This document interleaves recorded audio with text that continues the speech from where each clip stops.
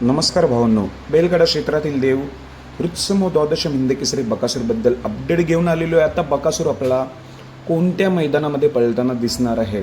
तर भावांनो, काल जे मैदान झालं मौजे निमसोड येथे काय केलं कमबॅक, एक नंबर.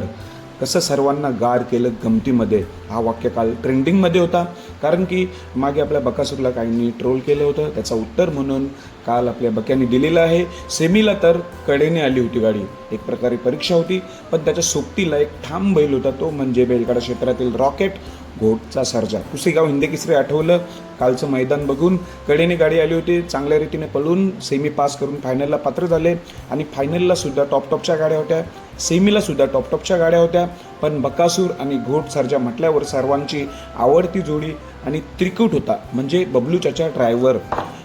बकासूर, घोट सर्जा आणि बबलू चाचा ड्रायव्हर म्हटल्यावर निकाल एक नंबर होणार. झालंच. काल खूप भारी वाटलं. बकासूरने काल चांगल्या रीतीने कमबॅक केलं, सर्वजण काल खुश होते. आता पुढचा प्रश्न असतो तो म्हणजे बकासूर आता कोणत्या मैदानात दिसेल? तर भावांनो, मला मिळालेल्या माहितीनुसार आपला बकासूर येतोय 14 फेब्रुवारीला. 14 फेब्रुवारीला आपला बकासूर पळताना दिसणार आहे, एवढं निश्चित. पण मैदान कोणतं आहे ते अजूनपर्यंत मला बॅनर सापडलेलं नाही. पण त्याने एवढं सांगितलं होतं मागे 10 फेब्रुवारी आणि 14 फेब्रुवारीला मैदानात बकासूर दिसेल. आता 14 फेब्रुवारीला येतोय आपला बकासूर मैदान गाजवायला. मैदान कुठं आहे? ओपनचं आहेत की आदतचे आहेत की दुसऱ्याचे आहेत, एवढं काही मला निश्चित माहिती नाही बॅनर न सापडल्यामुळे.